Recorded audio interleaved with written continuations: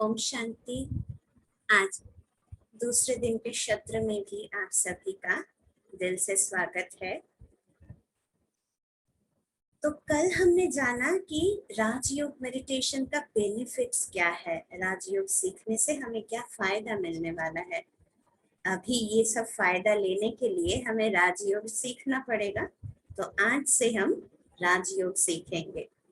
तो उससे पहले हमें जानना होगा कि हम कौन हैं। अब हम कौन है ये प्रश्न अगर हम पूछते हैं तो सभी को यही ख्याल आता है, ये कैसा सवाल है, क्या मैं नहीं जानती हूँ कि मैं कौन हूँ? अरे मुझसे ज्यादा मुझे और कौन जान सकता है। तो इसके लिए जब किसी को पूछा जाता है आपका खुद का परिचय आप कीजिए, तो हम क्या करते हैं? अगर मैं कहती हूँ तो मैं कहूंगी, नमस्कार, मेरा नाम ब्रह्मा कुमारी शौमी है, मैं यहाँ पे रहती हूँ, मेरा एज फलाना है, मैंने ये पढ़ाई किया है, मैंने ये नौकरी किया है, अभी मैं इस पोस्ट पे काम कर रही हूँ। तो ये सारी चीजें हम बताते हैं, लेकिन उसके साथ साथ हम और भी कुछ चीजें बताते हैं, जैसे कि मेरा जेंडर क्या है, मैं स्त्री हूँ, पुरुष हूँ, मैं कौन से देश में रहती हूँ वो भी कहते हैं। कभी कभार हमारा धर्म क्या है वो भी हम कह देते हैं, अपना परिचय, घर का एड्रेस, ये भी हमारा परिचय है। ध्यान लगा के अगर हम सोचे गहराई से, क्या सच में ये जो भी कुछ हम बताते हैं अपने बारे में, वो एक भी मेरा असली परिचय है? क्योंकि सोचने वाली बात ये है, वही असली है जो पहले से अंत तक एकदम एक ही रहेगा। जैसे मान लीजिए एक गुलाब, उसकी खुशबू वो उसका खुद का परिचय है। इसलिए वो जब बच्चा छोटा सा खिला हुआ फूल बनने से पहले जब वो एक बर्ड रहता है, तब भी उसका वो सुगंध रहता है, खुशबू रहता है। और जब वो झड़ने की टाइम पे आ जाता है, तब भी उसका वो खुशबू बरकरार रहता है। ये है उसका असली परिचय। लेकिन हम जो कहते हैं मेरा नाम, मेरे जन्म लेने के कई दिनों तक मम्मी पापा तो सोचने में ही लगे रहते हैं कि इस बच्चे को क्या नाम दूं। पर आजकल के जमाने में तो फैशन है बहुत ढूंढ ढूंढ के फैशनेबल नाम रखने का। तो वो जितना दिन तक हमारा नामकरण नहीं होता, क्या मेरा परिचय, मेरा अस्तित्व खत्म हो जाता है? मैं तो मैं ही हूँ। फिर जब स्कूल में पढ़ती हूँ तब कहा जाता है स्कूल स्टूडेंट, कॉलेज में पढ़ती हूँ कॉलेज स्टूडेंट, जब मैं जॉब करती हूँ तब कहा जाता है बिजनेसमैन या जॉब होल्डर, डेजिग्नेशन के ऊपर कहा जाता है अभी मैनेजर है, जोनल मैनेजर है, इंचार्ज है। ये सब तो जुड़ता गया ना मेरे साथ। पहले से तो ये सब नहीं था, एक एक सर्टेन टाइम में, एक एक सर्टेन एज में जुड़ता गया। पर जुड़ता जैसे गया वैसे घटता भी गया। जैसे जब मैं रिटायर करती हूँ तो मैं अपने नाम के आगे लगा देती हूँ एक्स रिटायर्ड मैनेजर। तो ये सारा कुछ तो मेरा असली परिचय है ही नहीं, इसको मैंने एक्वायर किया है। इसका मतलब मैंने इसको अर्जित किया है अपने बलबूते पर, जैसे पैसा कमाया जाता है।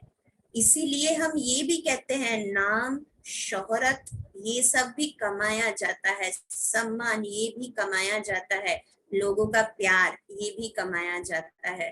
तो ये कमाया हुआ चीज है, लेकिन ये मेरा असली परिचय कभी भी नहीं है। तो फिर मैं कौन हूँ? तो ये बढ़िया सबसे बड़ा क्वेश्चन है हमारे सामने कि मैं कौन हूँ। तो अगर ये सब कुछ को हम निकाल देते हैं तब मैं रहती हूँ। देखिएगा, हम दो शब्द इस्तेमाल करते हैं, एक कहते हैं मैं और दूसरा हम यूज करते हैं मेरा। ये जितना कुछ मैं अपने बारे में बताने के लिए बोलती हूँ, उस सब में मैं मेरा शब्द इस्तेमाल करती हूँ। मेरा नाम, मेरा घर, मेरा परिवार, मेरा पोस्ट, मेरा पोजीशन, मेरा क्वालिफिकेशन, ये सब कुछ मेरा है, मैं नहीं हूँ इन सब में। तो ये मैं और मेरा का ही पूरी दुनिया में फर्क है। आज जितना भी दुखों की कारण है ना, वो सारे दुखों का कारण ही है ये मेरा शब्द, क्योंकि मैं इन सब में गुम गई हूँ। इस मेरे को हासिल करने में मैंने खुद को भूल गई। तो इसीलिए कहा जाता है, एक छोटा सा गाना भी बंगला में हम लोग गाते हैं, खांचार भेतर अचिन पाखी केमने आसे जाए। इसका मतलब पिंजरे के पंछी, तेरा दर्द न जाने कोई। तो हम कहीं ना कहीं ये पिंजरे के पंछी हैं। कैसे? ये पिंजरा कौन सा है? ये जो हम कहते हैं कि अभी मुझे बहुत बीमारी हो गई है, डॉक्टर के पास हमको लेके गए, डॉक्टर कहेंगे अरे पेशेंट को लेके आइए अंदर, और अचानक से अगर मैं मर जाती हूँ तो डॉक्टर क्या कहेंगे? डेड बॉडी को लेके जाइए, पेशेंट पार्टी को बॉडी दे दो।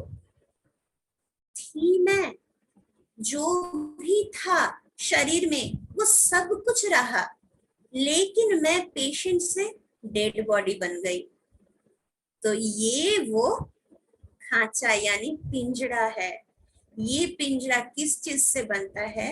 ये बनता है 5 एलिमेंट से, 5 तत्वों से। इसीलिए कहा जाता है मिट्टी का शरीर मिट्टी में मिलने वाला है। हम कहते हैं ना कि हर कुछ मिट्टी में मिल जाने वाला है, क्योंकि तत्वों से बना हुआ है। तो ये शरीर उन तत्वों से बना हुआ एक पिंजरा है, और उस पिंजरे में जो पंछी है, जो बंद है, जो आज दुखी है, जिसका आज हम ध्यान नहीं रखते, हम इस पिंजरे का ध्यान रखते हैं, इसको धुलाते हैं, नहलाते हैं, सजाते हैं, सब कुछ करते हैं, लेकिन पिंजरे के अंदर जो पंछी है उसको कहीं ना कहीं हम भूल चुके हैं, उसका ध्यान नहीं रखते। तो वो पिंजरे का पंछी हूँ मैं कौन हूँ? मैं हूँ सोल या रूह या आत्मा, कुछ भी कहिए। देखिए कहीं ना कहीं हम लोगों को ना पता है कि आत्मा भी कुछ है, इसीलिए हम लोग जब कहते हैं हमारे राष्ट्र का पिता कौन है? महात्मा, महात्मा गांधी जी, महान आत्मा। हम फिर कहते हैं धर्मात्मा आए हैं हमारे घर में, पुण्यात्मा ने हमारे घर में जन्म लिया है, तो हम आत्मा शब्द यूज करते हैं, और आखिर में कहते हैं उस आत्मा की शांति कामना करो, उन्होंने शरीर छोड़ा है। किसने शरीर छोड़ा है? जिसने शरीर को धारण किया था उसी ने ना शरीर को छोड़ के गया। तो जो शरीर को धारण किया वो ही चैतन्य सत्ता, यानी एक कौन सा बीइंग, इस बीइंग को ही कहा जाता है आत्मा। ह्यूमन ये शरीर, बीइंग मैं आत्मा, जो इस शरीर में रहती हूँ। ये दिखने में कैसा है? छोटा सा स्टार जैसा है, ज्योति बिंदु है, लेकिन बहुत शक्तिशाली है। कहाँ रहती है?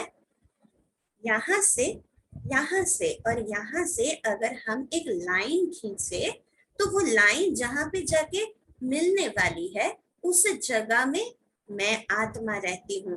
वो जगह है हाइपोथैलेमस और पिट्यूटरी ग्लैंड के बीच में एक ब्लैंक स्पेस रहता है।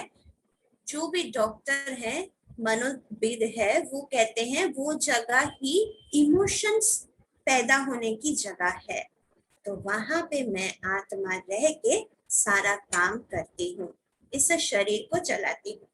अगर हम गीता में देखें तो गीता में भी आत्मा के बारे में क्या कहा गया है? नैनम छिंदन्ति शस्त्राणि, यानी अस्त्र शस्त्र जिसको काट नहीं सकता। नैनम दहति पावक, यानी जिसे आग जला नहीं सकता। न चैनम क्लेदयन त्यापो, यानी पानी जिसको भिगो नहीं सकता। न शोषयति मारुत, यानी जिसको हवा कभी सुखा नहीं सकता। तो आत्मा अजर अमर अविनाशी है। वो शरीर लेती है सिर्फ अपना पार्ट प्ले करने के लिए, जब तक इस शरीर में रहती है तब तक वो अपना कार्य करती है। इस शरीर में जब उसका कार्य खत्म हो जाता है, वो इस शरीर को एक वस्त्र जैसा छोड़कर दूसरा नया वस्त्र धारण करती है। हम कभी कभी कहते हैं ना, अर्धनारीश्वर, ये जो शब्द हम यूज करते हैं, हमको इसके साथ हमने रिलेट कर दिया है शिव शक्ति के बारे में। शिव और उनकी शक्ति, यानी शिव जी और पार्वती जी, इसको अर्धनारीश्वर हम कहते हैं। लेकिन अगर हम विचार करें, अर्धनारीश्वर का मतलब क्या है? ईश्वर, इसका मतलब कर्ता, जो कर्म करता है, वो है पुरुष। जैसे हम लोग कहते हैं उत्तम पुरुष, मध्यम पुरुष, प्रथम पुरुष, कर्ता को भी पुरुष कहा जाता है। तो मैं आत्मा इस शरीर के यहाँ बैठकर कर्म करती हूँ, यानी मैं करता हूँ, यानी मैं इस शरीर का ईश्वर, मालिक हूँ। ईश्वर को मालिक कहा जाता है ना दूसरे शब्द में, तो मैं ईश्वर मालिक हूँ। और प्रकृति, अर्धनारीश्वर यानी पुरुष और प्रकृति। प्रकृति क्या है? प्रकृति के 5 उपादान से ही तो ये शरीर बना है, तो इसीलिए इसको प्रकृति कहेंगे। और इस प्रकृति को चलाने वाली पुरुष मैं आत्मा हूँ, तो इसको कहा जाता है अर्धनारीश्वर। तो इस शरीर और आत्मा का अगर हम संबंध करें तो उसका कुछ एग्जाम्पल सुंदर सा हमें मिलता है। जैसे कि देखिएगा, एक सीपी, बांग्ला में जिसको कहते हैं झिनुक, उसके अंदर अगर मोती नहीं रहता है, जो कि मुख तो ना था, केदार मोत थे, तो ये सीपी का कोई मूल्य नहीं होता है, ये वैल्यूलेस बन जाती है। ठीक उसी प्रकार अगर शरीर में आत्मा ना हो तो उसे जला दिया जाता है। कितना टाइम में जला दिया जाता है? मैक्सिमम 4 घंटे में। हम कहते हैं ना, जो चीज हमारी जरूरत की नहीं है उसको जला दो, तो शरीर तब जरूरत की नहीं रहती, क्योंकि आत्मा शरीर से निकल चुकी है। हम बचपन से एक ही कंप्लेन करते आए हैं ना, इस शरीर का ही दाम है, मेरा तो कोई दाम ही नहीं है मेरे घर वालों के लिए। लेकिन सच में क्या हमारा दाम है या हमारे शरीर का? देखिए, जब हम शरीर छोड़ देते हैं, मर जाते हैं, तो हमारे घर वाले हमारे शरीर को सबसे पहले जला देते हैं।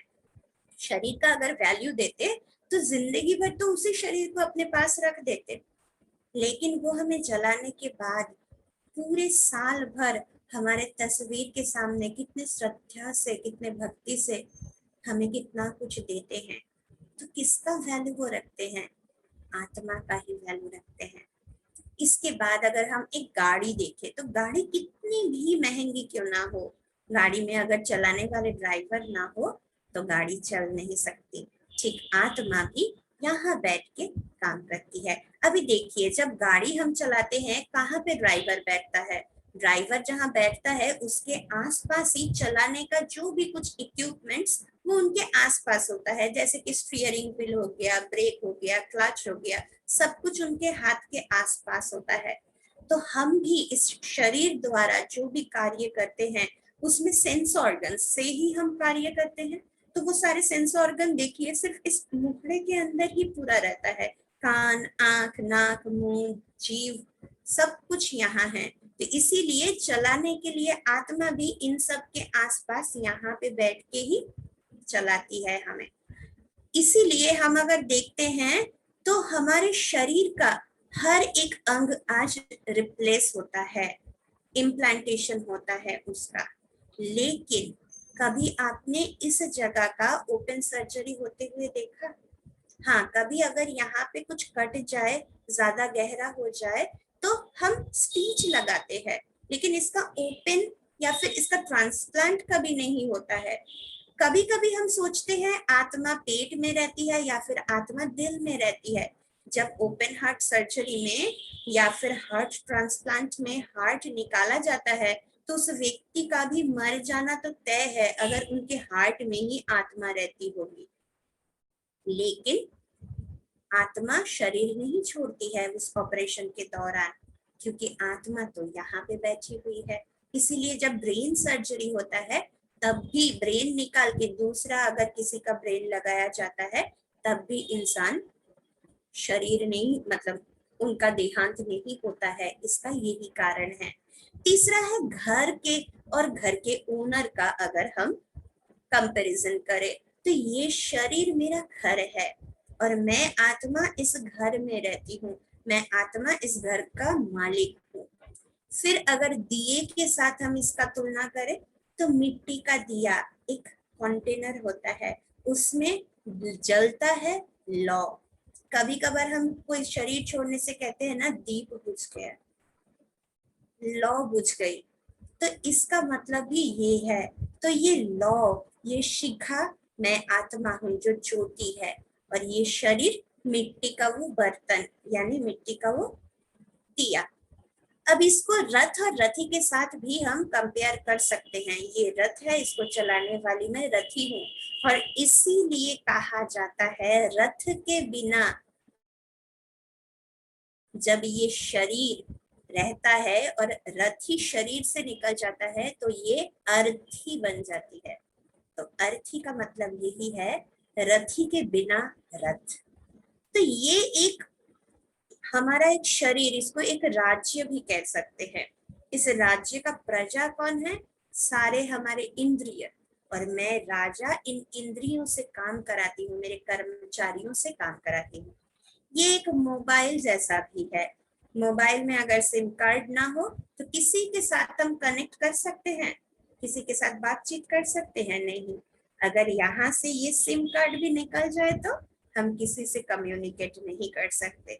ठीक उसी प्रकार रोबोट, रोबोट को चलाने वाला एक प्रोग्राम होता है। तो इस शरीर को चलाने वाली प्रोग्राम मैं आत्मा हूँ। तो ये है शरीर और आत्मा का संबंध। तो शरीर से आत्मा शरीर से काम कैसे कराती है? आंख, कान, नाक, जीव और अपने त्वचा, हम जानते हैं इसे सेंस ऑर्गन कहा जाता है। इस 5 सेंस ऑर्गन से आत्मा काम कराती है शरीर से। अब आत्मा का जैसे शरीर का ये 5 इंद्रिय है, या शरीर 5 उपादान यानी तत्व से बना है, ठीक उसी प्रकार आत्मा भी कुछ चीजों से बनी हुई है, कंपोनेंट है, आत्मा का भी कुछ भाग है। तो वो क्या है? जैसे हमने कुछ देर पहले कहा ना कि आत्मा है सिम कार्ड। तो सिम कार्ड में 3 शब्द आते हैं ना, SIM, अक्षर 3 आते हैं। एस होता है संस्कार यानी इम्प्रेशन, यानी हमारी जो भी हैबिट्स है, जो बचपन से हमें तैयार होते आया है, इसको कहा जाता है संस्कार। दूसरा है, एस के बाद आता है आई, आई यानी इंटेलेक्ट यानी बुद्धि, और फिर एम, SIM, एम यानी माइंड यानी मन। तो आत्मा मन, बुद्धि और संस्कार, ये तीनों चीजों से बनी हुई है। अब हम सोचेंगे मन, बुद्धि और संस्कार ये तो हमारे दिमाग के पार्ट है, ये अब आत्मा का पार्ट कैसे बना? तो इसके लिए भी हम देख सकते हैं। देखिए, अगर ये हमारा शरीर का ही उपादान होता तो हर किसी का सोचने का तरीका एक होता। कैसे?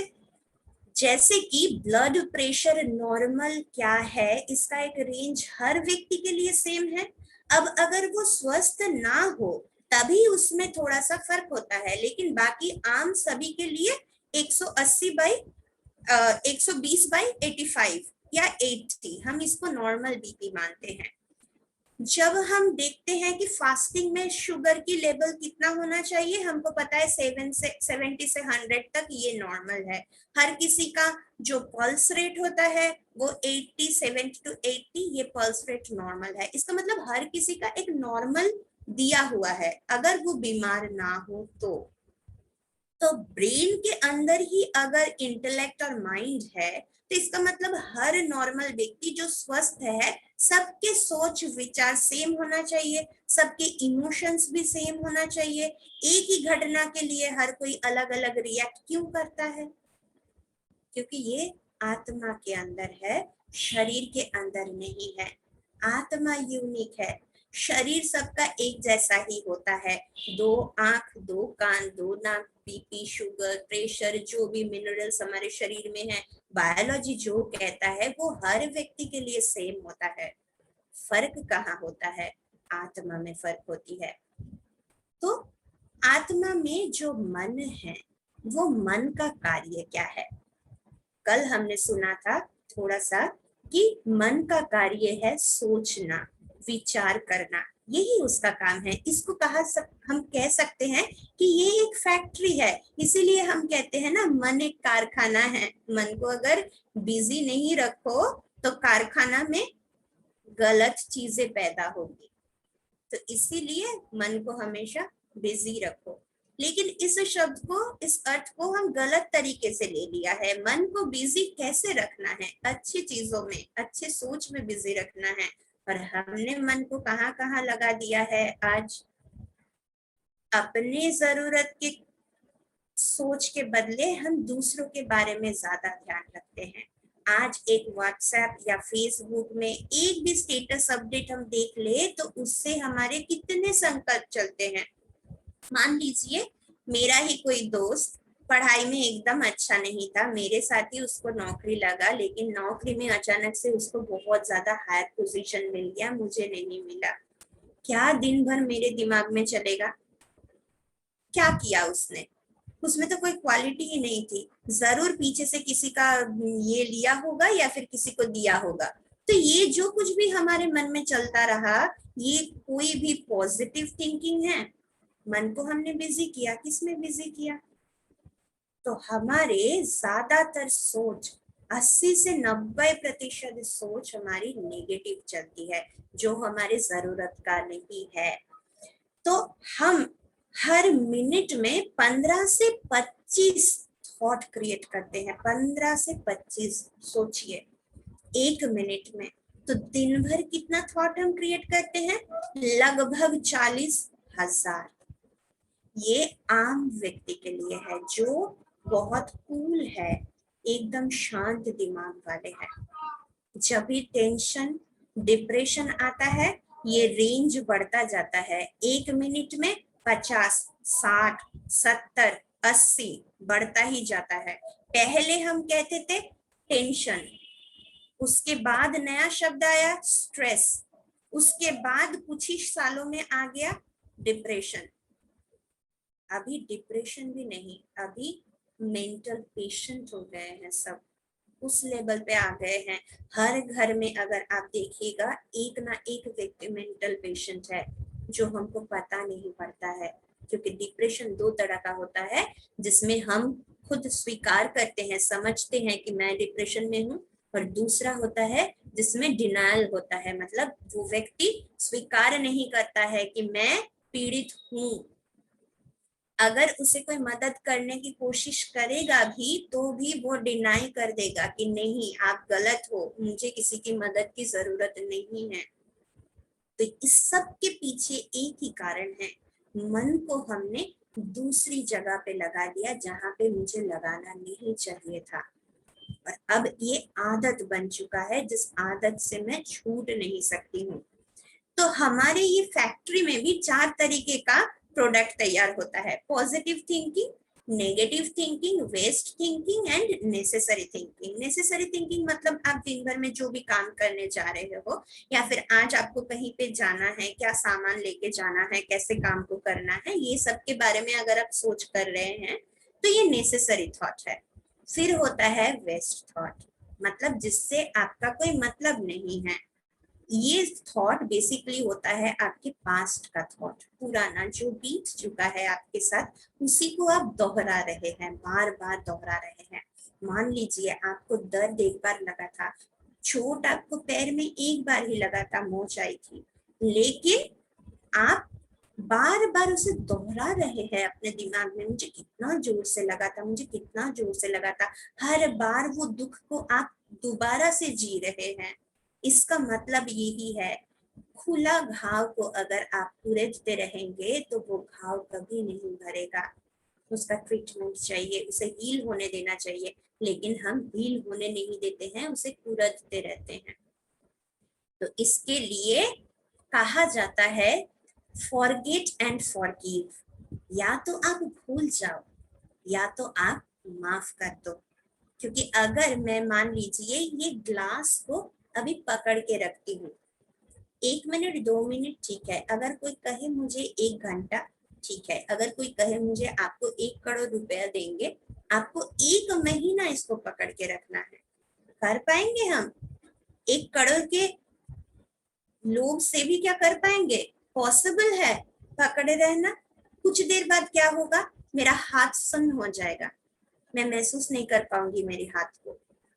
ठीक उसी प्रकार हर कोई थॉट को, हर कोई पुराना किस्सा को हमने अपने दिल में पकड़ के रखा है। पकड़ते पकड़ते क्या हो गया है, हमारा दिल भी नम हो गया है, मतलब उसका भी महसूस तक कम हो गई है। आज इसीलिए हम लोग ना कई प्रकार से सेल्फिश हो गए हैं। किसी दूसरे का दर्द, किसी दूसरे का गम हम समझ नहीं सकते हैं, इसीलिए क्योंकि हम खुद के दिल को ही महसूस नहीं कर पा रहे हैं। तो ये हो गया हमारा बेस्ट थॉट। दूसरा, हम फ्यूचर के बारे में सोचते रहते हैं, क्या होगा, आज जो जमाना पड़ गया है, हमारे बच्चों का क्या होगा, इसका क्या होगा, उसका क्या होगा। हम ये सोचते हैं कि हम अपने नेक्स्ट जनरेशन के बारे में, अपने बच्चों के बारे में बहुत अच्छा सोच रख रहे हैं। हम उनके लिए ज्यादा से ज्यादा कमाई करके पैसा जमा के जा रहे हैं ताकि वो लोग आराम से बैठ के खा सके। आप इसको पॉजिटिव सोचते हैं, ये एक प्रकार का नेगेटिव सोच है, क्योंकि आपने अपने अगले पीढ़ी के ऊपर भरोसा नहीं रखा। आपने पहले से ही सोच लिया है कि उनसे कुछ नहीं हो सकता, इसलिए जब तक मैं जिंदा हूं ज्यादा से ज्यादा करके जाऊंगा ताकि उसको कुछ ना करना पड़े। इसका मतलब मैं 1% भी उसको भरोसा नहीं करती हूँ। अब इसके बाद जब वो सच में अपने लाइफ में कुछ नहीं कर पाएगा, तब हम ही उसको दोष देंगे कि तुझसे कुछ नहीं हो पाया। लेकिन उसको ये विश्वास किसने दिलाया कि तुमसे कुछ नहीं हो सकता है? हमने ही कहीं ना कहीं, हम ही जिम्मेदार है उसे ये सोच दिलाने के लिए, उसे ये विश्वास दिलाने के लिए कि बेटा तुमसे कुछ नहीं हो सकता। आजकल के बच्चे कोई काम करने जाते हैं, थोड़ा सा डिले कर देते हैं, थोड़ा धीरे काम करते हैं, तो हम क्या करते हैं, छोड़ छोड़ छोड़, तू जब तक करेगा उससे अच्छा मैं ही कर लेती हूँ। मैंने सीखने का मौका दिया उसको, पहले ही प्रैक्टिस में अगर उसको टोक दिया। हम तो 40 साल से वो काम करते आए हैं, इसलिए आज हम 5 मिनट में करते हैं। वो तो आज ही करने के लिए कोशिश किया है, उसको तो 1 घंटा लग ही सकता है, लेकिन उसको तो उतना मौका तक नहीं दिया वो 40 साल प्रैक्टिस कर पाए। एक दिन में ही उससे वो मौका छीन लिया। उसके बाद हम कहते हैं ये सेल्फ सफिशिएंट नहीं है, इसका हर काम मुझे ही करके देना पड़ता है। तो हम देखेंगे कि अपने इस फैक्ट्री में आज तक हमने जो कुछ भी पैदा करते आए हैं वो किस तरह का था। क्वालिटी चेकिंग होता है ना, हर फैक्ट्री का क्वालिटी चेकिंग होता है, उसके बाद ही प्रोडक्ट मार्केट में जाता है। चेकिंग होता है ये प्रोडक्ट में डिफेक्ट है या ये प्रोडक्ट में डिफेक्ट नहीं है। तो आज से हम इस फैक्ट्री को भी चेक करेंगे कि यहाँ के जितने भी प्रोडक्ट है वो प्रोडक्ट मैं कैसे तैयार कर रही हूँ, वो मार्केट में जाने लायक प्रोडक्ट है या नहीं। तो ये जो थॉट हमारा क्रिएट होता है ना, तो वो थॉट क्रिएट होता है 4 चीजों से। जैसे कि हम कोई भी, मतलब मेरा शरीर जो सेंस ऑर्गन जो भी सेंस लेते हैं, वो सेंस के रिलेटेड कुछ, अगर किसी को कुछ भी पूछना होगा तो वो इस सेशन के आखिर में पूछ सकते हैं, लेकिन सेशन के बीच में नहीं, ठीक है? तो हम जरूर आपका जो भी क्वेश्चन है उसका आंसर देंगे। तो ये जो सेंसरी इनपुट है, जहां से हम लोग ये सेंस लेते हैं, वो कुछ थॉट क्रिएट करने में एक मीडिया बनती है। फिर होता है अपना बिलीफ सिस्टम, जो हम सोचते आए हैं, जिनसे हम मिलते आए हैं, उस हिसाब से हम कुछ सोच रखते हैं। फिर होता है पास्ट मेमोरीज, वो भी हमने देखा है। और फिर क्रिएटिविटी, जैसे कि फ्यूचर के बारे में हम कुछ सोचते हैं। तो इन 4 तरीकों से हम जो कुछ भी सोचते हैं तो उसका इफेक्ट पड़ता है हमारे शरीर के ऊपर भी। अगर हो सके तो आप लोग एक वीडियो जरूर देखेंगे, वो है डॉक्टर मासारू इमोटो, जो एक जापानीज रिसर्चर है। उन्होंने पानी के ऊपर थॉट का क्या प्रभाव होता है, पानी के ऊपर चिंताओं का क्या प्रभाव होता है, उसके ऊपर उन्होंने रिसर्च करके दिखाया है।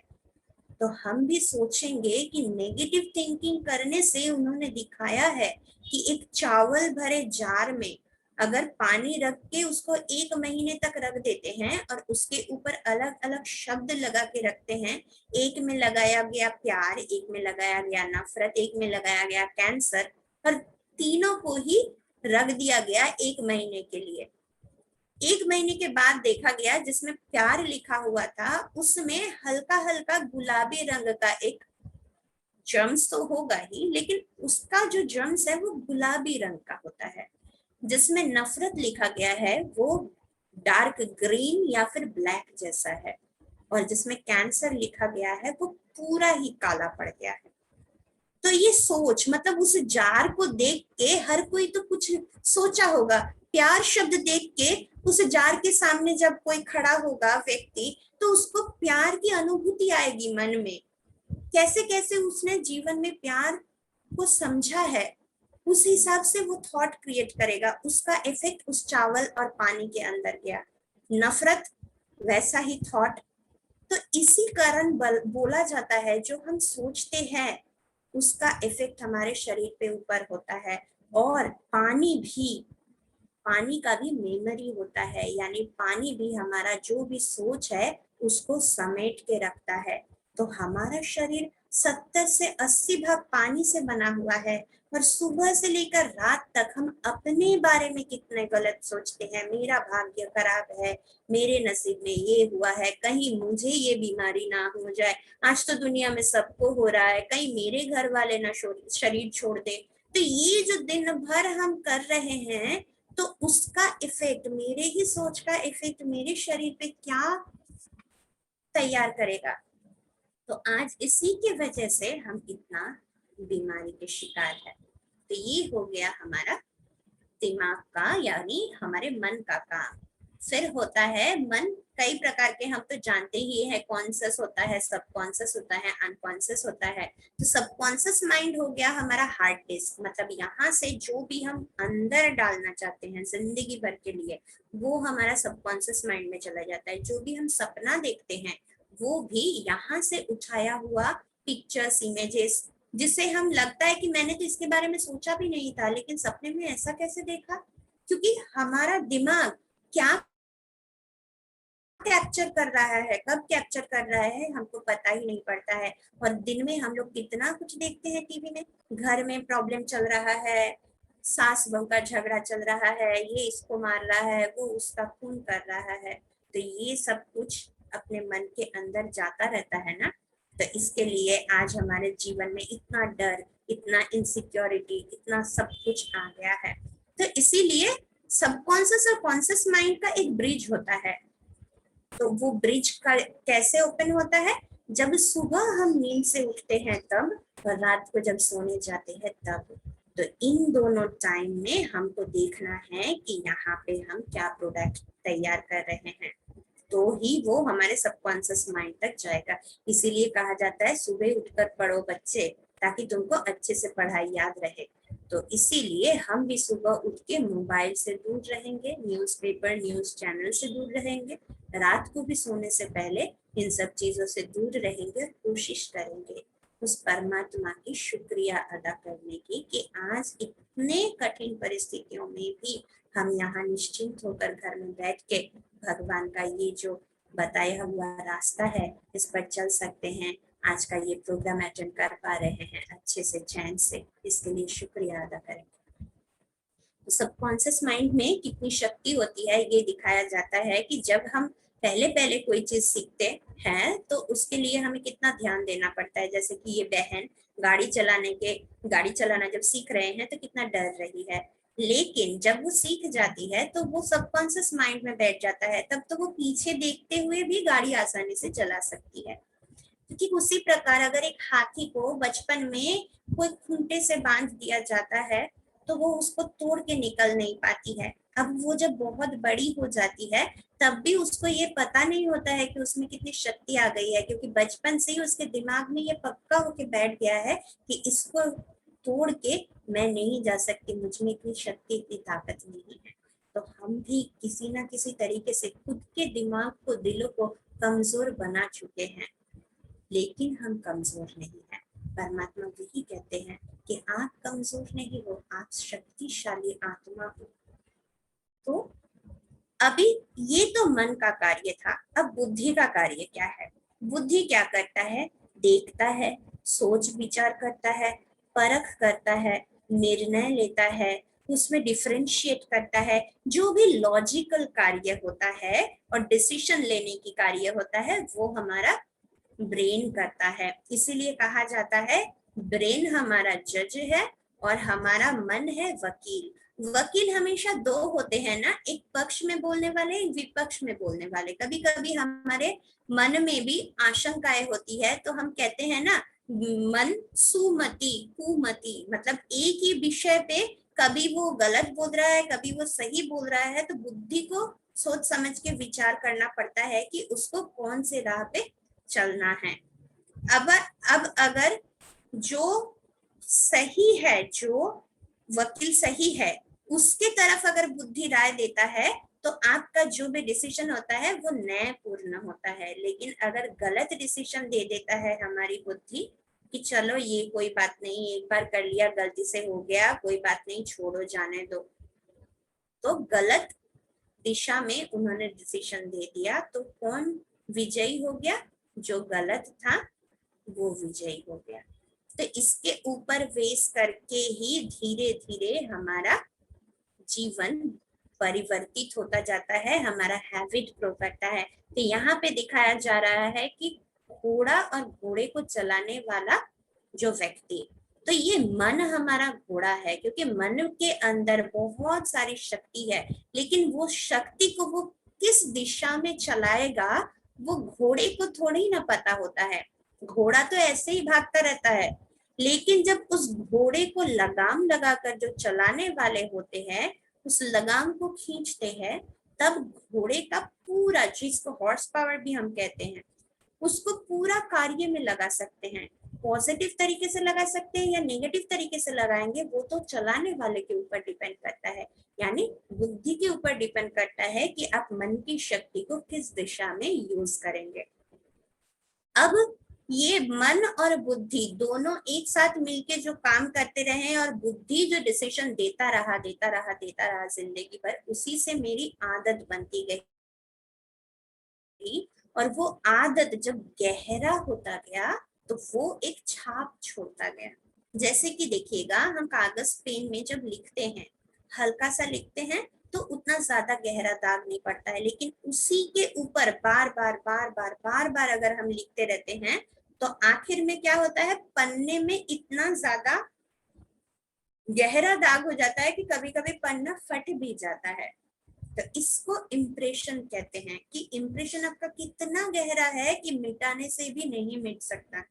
कुछ इम्प्रेशन तो रबड़ से हल्का सा आपने ऐसे घिसा तो वो दाग निकल गया, और कुछ दाग ब्लेड से भी अगर आप स्क्रैच करेंगे तो भी नहीं निकलता है। इसी को संस्कार कहा जाता है। तो संस्कार भी हमारे 5 तरीके से बन के आता है, आत्मा का संस्कार। इसीलिए कहा जाता है कि ये सब कुछ जो भी बॉडी के पार्ट नहीं है, आत्मा का पार्ट है। कैसे? एग्जाम्पल देखिए, आत्मा पुराने जन्म से जो संस्कार लेके आते हैं, जैसे कि आजकल हम देखते हैं छोटे छोटे बच्चे कितना सुंदर गाना गाती है, कितना टैलेंटेड है, 3 साल के अंदर डांस करती है, गाना गाती है, स्विमिंग में इतना अच्छी है। कैसे? क्योंकि पुराने जन्म का संस्कार।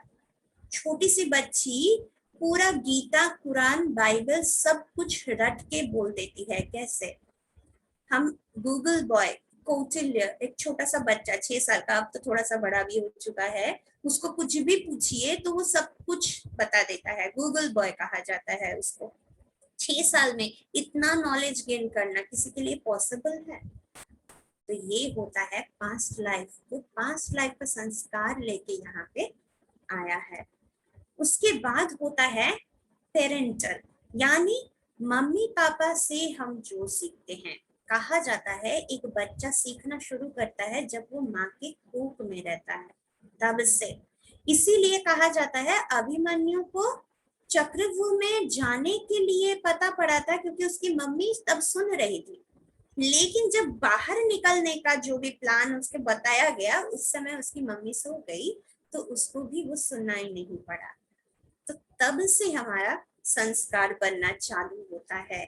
माँ के सोच का प्रभाव बच्चे के ऊपर पड़ता है, फिर पापा, फिर जो भी बुजुर्ग है, जो भी जिनके भी गाइडेंस के अंदर हम रहते हैं, तो ये होता है हमारा पेरेंटल संस्कार।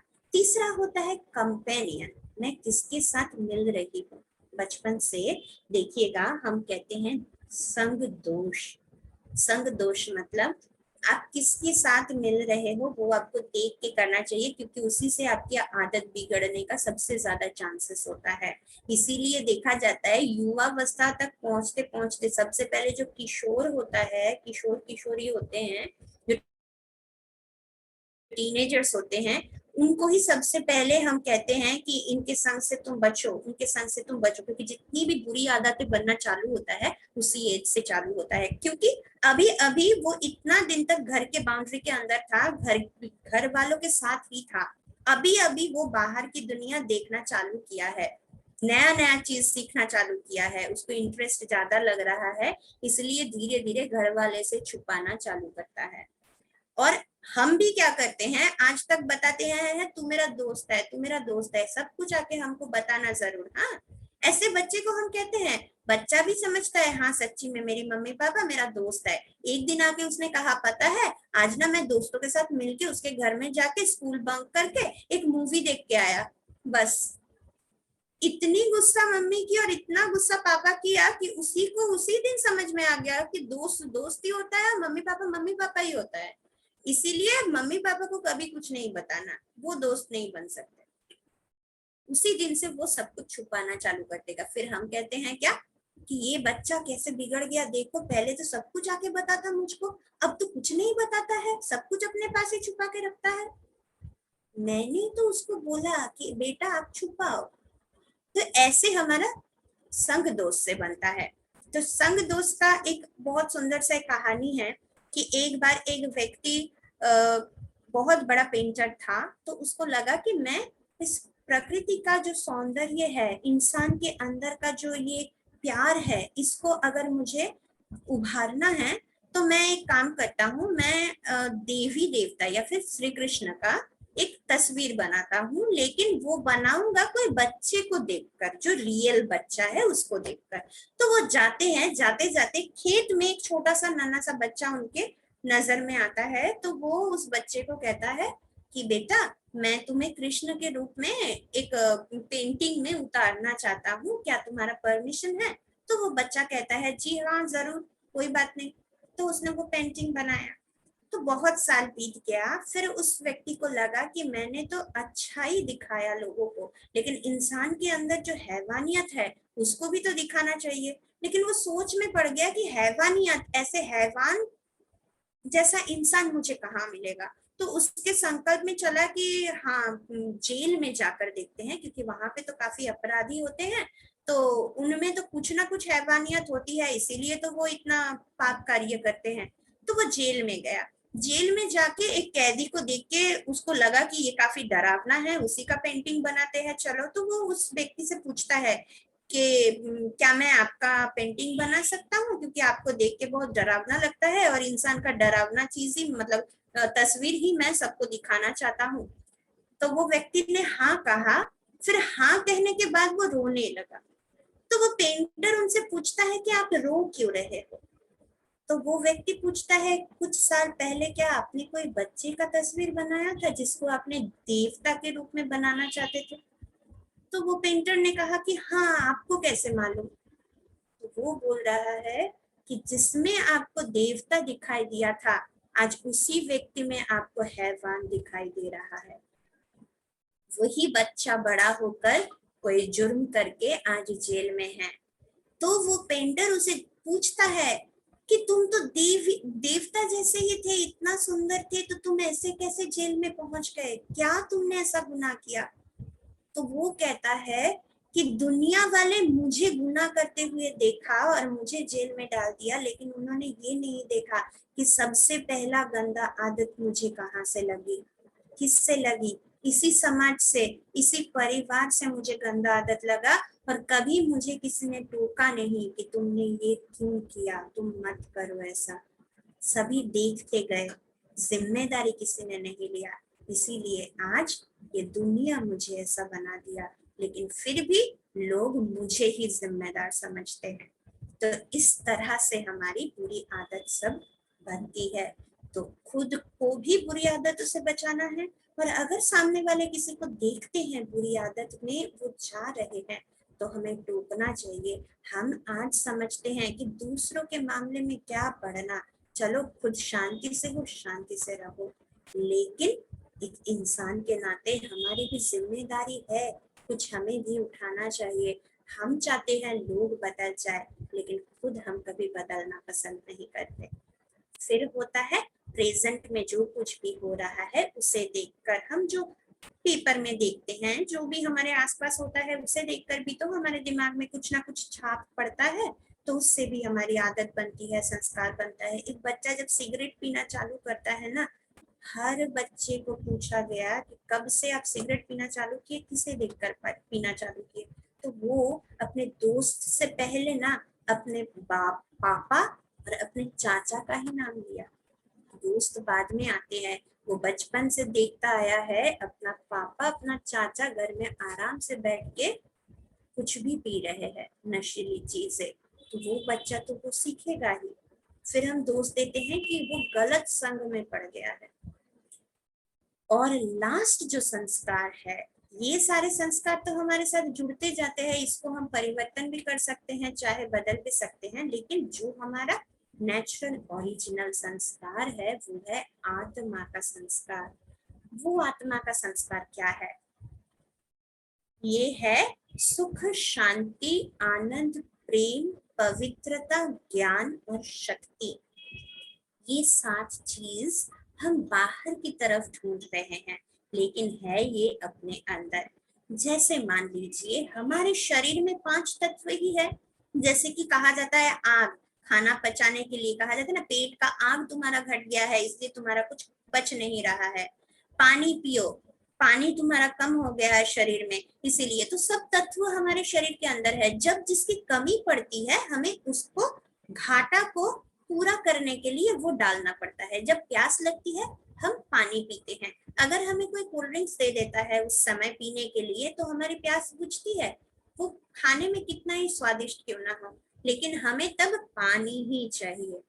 तो हम पानी अपने अंदर डालते हैं, ना कि किसी दूसरों को पानी पिलाते हैं, क्योंकि कमी अपने अंदर है। तो जब सुख, शांति, आनंद, प्रेम, इन सब चीजों की कमी होती है, तो हम क्यों बाहर की तरफ ढूंढते हैं? है तो एक्चुअल ये आत्मा का क्वालिटी, आत्मा के अंदर का ये चीजें हैं। इसमें जब कमी पड़ती है तो बाहर से उसको अपने अंदर डालना है उस कमी को पूरा करने के लिए, लेकिन हम अपने अंदर उसको ना डालते हुए क्या करते हैं, बाहर की तरफ भागते रहते हैं उसे ढूंढने के लिए। तो हम क्या गलती करते हैं, हम सोचते हैं कि बाहरी जो भी मेरा शब्द, जिन जिन चीजों से मेरा शब्द जुड़ा हुआ है, हमें लगता है वो हमें खुशी देगी। एक नया लैपटॉप मिल जाए मुझे बहुत खुशी होगी। नया लैपटॉप मैंने खरीद लिया, अगले ही दिन मुझे पता पड़ा कि मेरा दोस्त मुझसे भी थोड़ा अपग्रेडेड वर्जन वाला नया लैपटॉप खरीदा है, तो कल जितना मैं खुशी थी आज उससे भी ज्यादा दुखी हूँ। तो मैं सोची कि जो भी वस्तु है, व्यक्ति है, रिलेशन है, ये सब कुछ मुझे खुश कर सकता है, ये सब कुछ मुझे सुख दे सकता है, लेकिन ये सब मुझे सुख नहीं दे सकता है, क्योंकि खुशी मेरे अंदर है। खुशी को मैंने क्रिएट किया। लैपटॉप जब मिला तब भी मैंने क्रिएट किया मेरी खुशी को, और जब लैपटॉप मुझे दुख दिया तब भी मैंने दुख का वो इमोशन क्रिएट किया, लेकिन लैपटॉप ने कुछ नहीं किया। वो तो एक पदार्थ है, उसमें क्या काम करने का ताकत है? उसको चलाने के लिए भी तो मुझे ही हाथ लगाना पड़ता है, वो खुद तो कुछ नहीं कर सकता, तो वो मुझे दुखी कैसे करेगा? दुखी मैं खुद को करती हूँ, सुख भी मैं खुद को ही दे सकती हूँ। तो जिस चीज की कमी है हमें उस चीज का प्रैक्टिस करना है। और हम कभी कभी कहते हैं ना कि जितना आप दोगे उतना आपको मिलेगा। आज तक हम लेने की कोशिश किया, खुशी दूसरों से मांगी, मुझे खुशी दो, मुझे रिस्पेक्ट दो, मेरी बात सुनो, मुझे मानो। आज से अगर हम देना चालू करते हैं तो हम दाता बनते हैं, और जितना देंगे उतना बढ़ेगा। खुशी की कमी महसूस होती है तो खुशी दीजिए दूसरों को। अगर प्यार की कमी महसूस होती है तो बेइंतहा प्यार दीजिए लोगों को। खुद देखिएगा आपको उससे इतनी खुशी मिलेगी, इतनी प्यार मिलेगा। जब किसी को आप प्यार देंगे ना, जिससे आपका कोई रिलेशन नहीं है, रास्ते में चलते हुए किसी को अगर आप प्यार से दो शब्द कह देंगे, देखिएगा आपकी खुशी का कोई किनारा नहीं रहेगा। तो आज के समाज में क्या हो गया, ये जो हमारी सातों गुण या क्वालिटी है वो ये बदल गया है, रूप बदल गया है। नॉलेज क्या बन गया? डाउट्स बन गया। प्योरिटी पवित्रता बन गई ऑब्सेशन, वेस्ट थॉट, गलत चिंता, गलत देखना, गलत सुनना। इन सब चीजों में आज हम कहते हैं कुछ स्पाइस नहीं है हमारे लाइफ में, अरे उसके घर में क्या हुआ आज। हम लोगों के बारे में चर्चा करके उसका मजा लेते हैं। प्यार, इसका तो कोई अस्तित्व ही नहीं है। हम जानते हैं सब कुछ सेल्फ सेंटर्ड हो गया है। आज हम बच्चे के लिए भी कहते हैं, माँ और बच्चे का भी संबंध अभी स्वार्थ का बन चुका है। माँ सोचती है बूढ़ी जब हो जाऊंगी तो वो बच्चा मुझे देखेगा, और बच्चा सोचता है माँ का तो यही कर्तव्य है कि मुझे पाल पोस के बड़ा करना, तभी तो मैं ना उसको देखूंगी या देखूंगा लास्ट में। पीस, ये तो है ही नहीं, हम शांति ही ढूंढ रहे हैं। तो हैप्पीनेस, ये जेलसी बन गई है। ब्लिस, ये बन गया हमारा अटैचमेंट। हम सोचते हैं कि बच्चे के लिए हम जो सिद्धांत लेते हैं वही सही है, क्योंकि मैं बड़ा हूँ, मैं जिंदगी भर जो एक्सपीरियंस किया है वो सही है, उस एक्सपीरियंस का तुझे दाम देना चाहिए, इसीलिए मैं तेरे बारे में सही सोच रहा हूँ, तुझे यही पढ़ना है। लेकिन हम जब उसके लिए जिम्मेदारी या उसके लिए उसे हम सजेशन दे सकते हैं कि तुम ये करो, लेकिन उसके ऊपर उसको जबरदस्ती दे देना ये तो सही नहीं है, क्योंकि उसका कैपेसिटी अलग है, मेरा कैपेसिटी अलग है। वो जिंदगी भर मेरा सिद्धांत लेके अगर चलता रहेगा तो हर दिन हर समय उठते बैठते वो खुद को भी कोसेगा, मुझको भी कोसेगा। मेरा उद्देश्य था मेरे बच्चे का भविष्य सिक्योर करना, उसे खुश करना।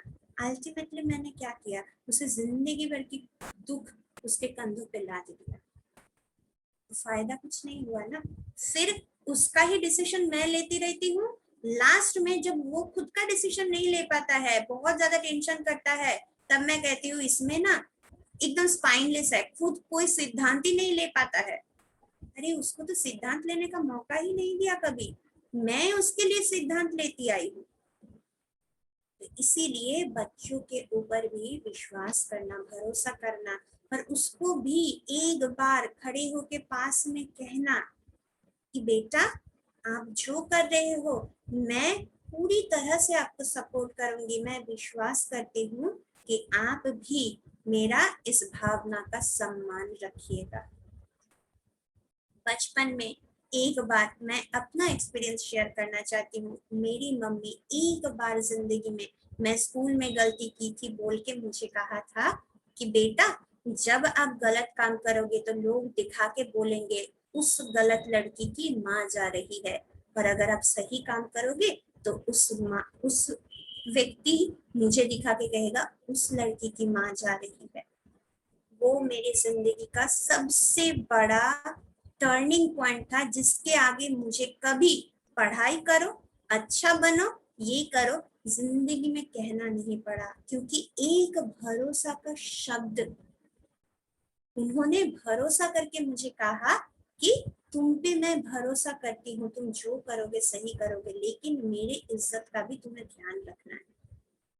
तो बच्चों को हम डांट फटकार के नहीं, समझा के कार्य करा सकते हैं। डांटने से उनको लगेगा क्या कि ये तो बोलता ही रहता है, ये बोलती ही रहती है, छोड़ो चलो जाने दो। लेकिन अगर उनको अंदर से समझा सकते हैं आप, तो उसका सोच बदल जाएगा। तब आपको हर स्टेप में उसको टोकने की जरूरत नहीं पड़ेगी, वो खुद ही समझदार बन जाएंगे।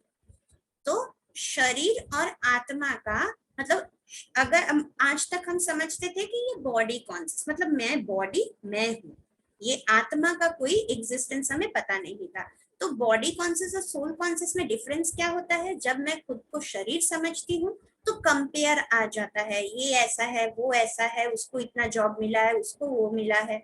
लेकिन जब मैं खुद को आत्मा समझती हूँ और देखती हूँ कि इस दुनिया में जो भी है सभी आत्मा है, सभी अपना पार्ट प्ले कर रही है, अपना शरीर लेके वो कार्य कर रही है, तो ये डिवाइडेशन जो ये घट जाता है। शरीर देखने से धर्म जात पात सब आता है, लेकिन आत्मा देखने से ही पता पड़ता है हिंदू मुस्लिम सिख ईसाई आपस में सब भाई भाई।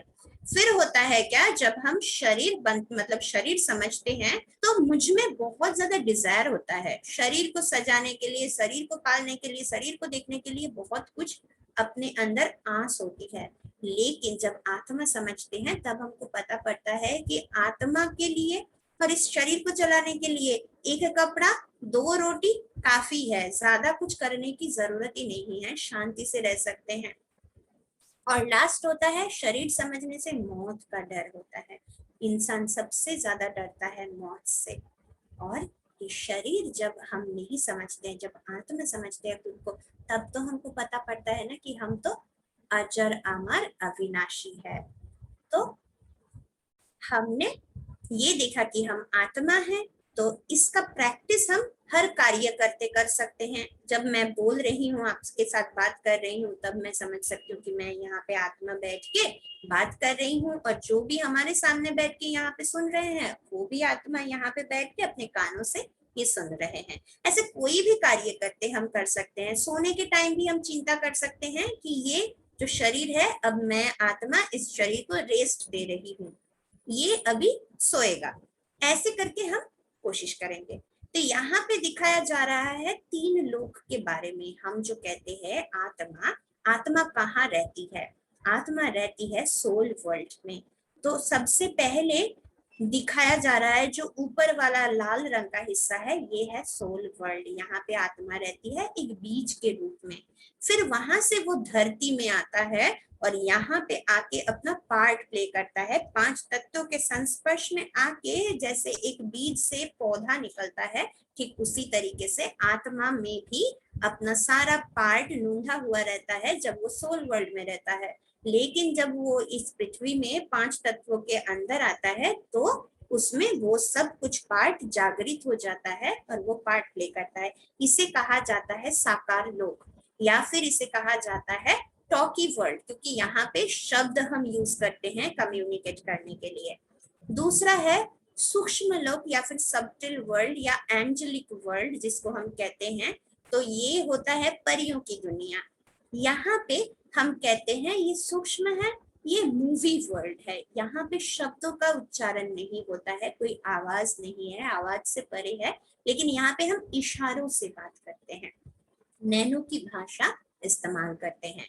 और ये वर्ल्ड है इनकॉर्पोरियल वर्ल्ड, निराकार लोक, परम धाम, पार ब्रह्म, जिसको जितना भी नाम दिया गया है, निर्वाण धाम, ये सब है सोल वर्ल्ड जहाँ पे आत्मा रहती है। ये हमारा परमानेंट घर है। तो अभी हमने अपना बायोडेटा के बारे में तो जाना है, ये शरीर का बायोडेटा था, जिंदगी भर जो बायोडेटा हम जानते आए हैं। आज हमको आत्मा की बायोडेटा के बारे में पता चला। तो नाम है आत्मा, फॉर्म क्या है इसका?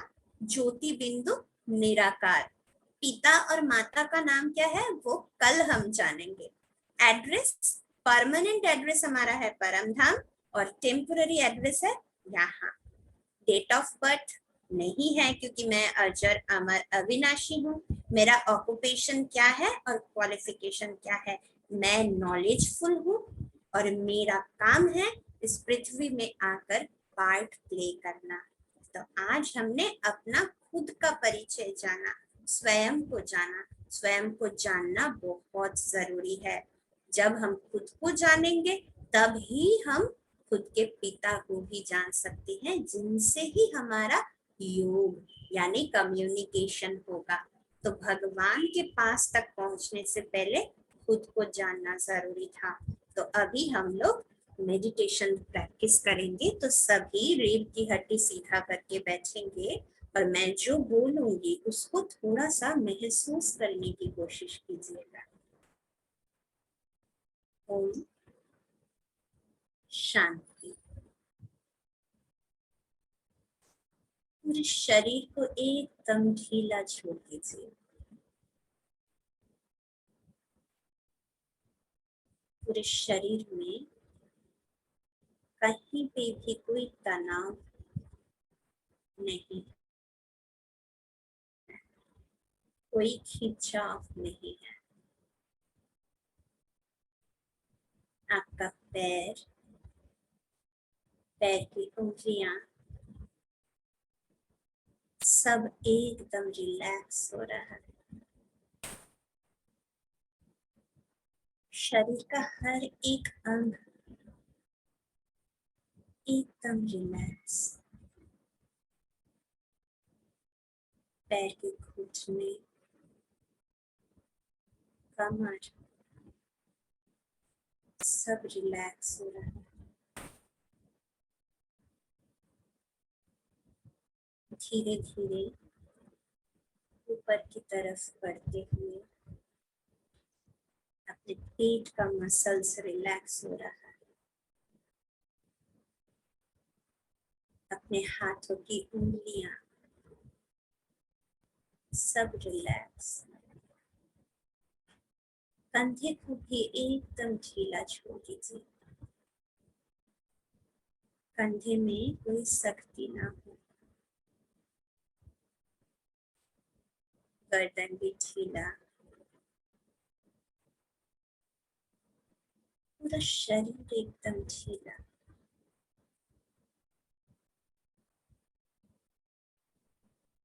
जैसे कि मेरा पूरा शरीर एकदम सुन्न हो चुका है, एकदम आसान हो चुका है।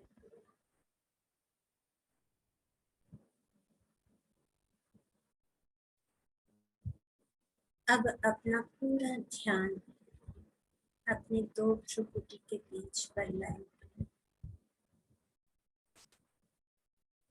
मैं एक चैतन्य शक्ति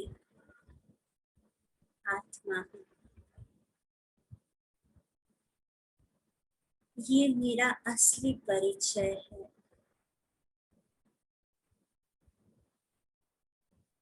मैं पूरी जिंदगी भर इस शरीर को ही देखती आई।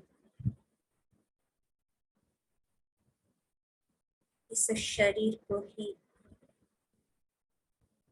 मेरी असली पहचान समझती आई। लेकिन आज मुझे अपना असली परिचय मिला है।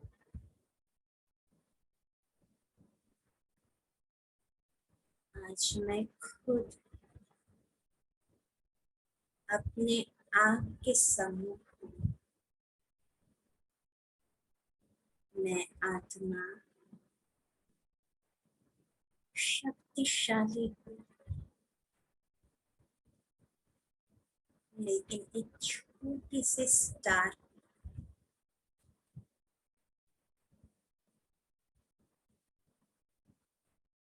मैं रियल में भी स्टार यानी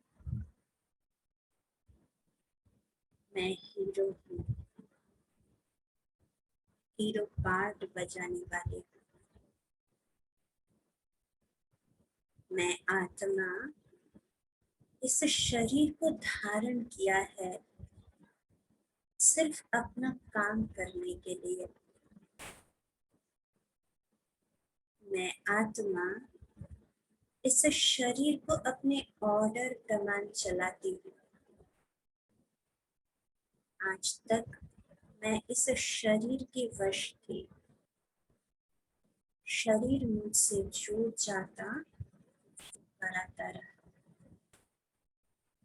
लेकिन आज से मैं जो कहूँगी मेरा शरीर वही मानेगा। जो मैं उसे सुनने के लिए कहूँगी वो वही सुनेगा। जो कहने के लिए कहूँगी वो वही कहेगा। मैं आत्मा मालिक हूँ। पूरा कंट्रोल मेरे अधीन है। मैं शांत स्वरूप हूँ। शांति मेरे नस नस में बसा है। मुझे शांति ढूंढने के लिए बाहर की तरफ जाने की जरूरत नहीं, क्योंकि मैं ही तो शांत स्वरूप हूँ।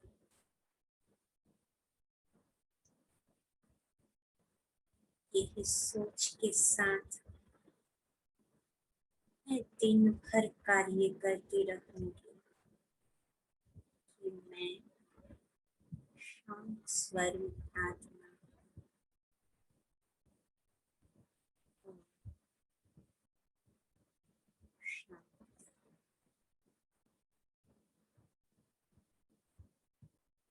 तो कल हमने जो अनुभव किया था उसे कहा जाता है आउटवर्ड जर्नी।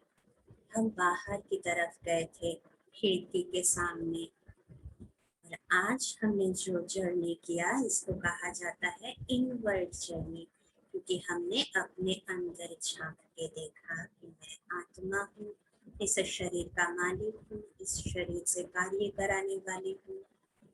तो अपना परिचय मिला मुझे, और मेडिटेशन का एक प्रोसेस भी हमको मालूम पड़ा जो इनवर्ड जर्नी है।